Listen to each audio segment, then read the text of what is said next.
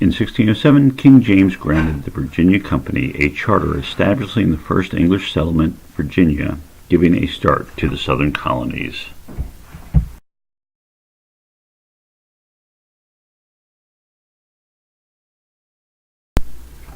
The southern colonies covered the Atlantic coastal plains, which consist of excellent harbors and many rivers, along with great soil for farming.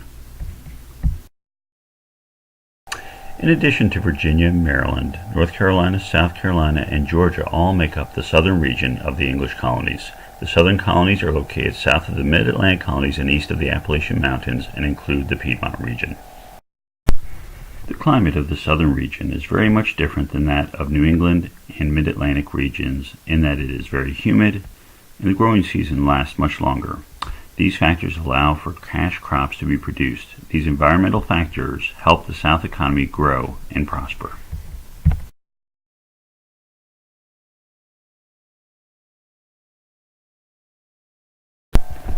Because farming in the southern region is so widespread, many large plantations blanket the entire area.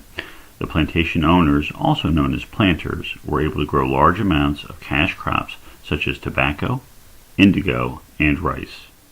The large landowners often lived in a mansion or the largest house. Many other buildings are on a plantation, such as the slaves' cabins, cattle pen, overseer's house,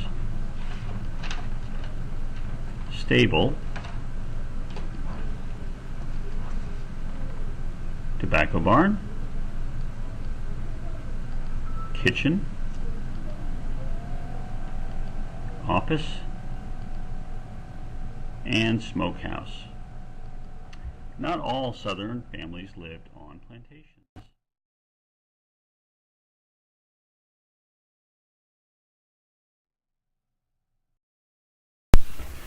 If a family could not afford a plantation, then that family would make a living by operating a small farm.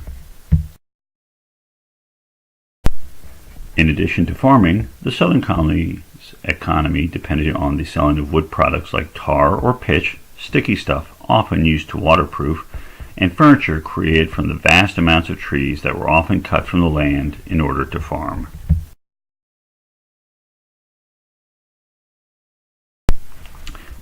Because each plantation required a huge amount of work to keep the fields going, the planters had to depend on enslaved labor and indentured servants to ensure their success.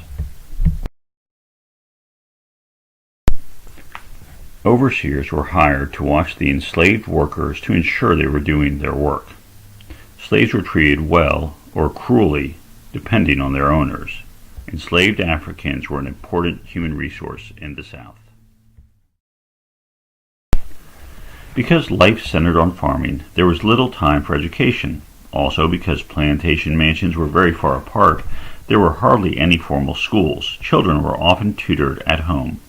Very wealthy plantation owners might even have a personal teacher, or they might even send their children to England to receive formal schooling.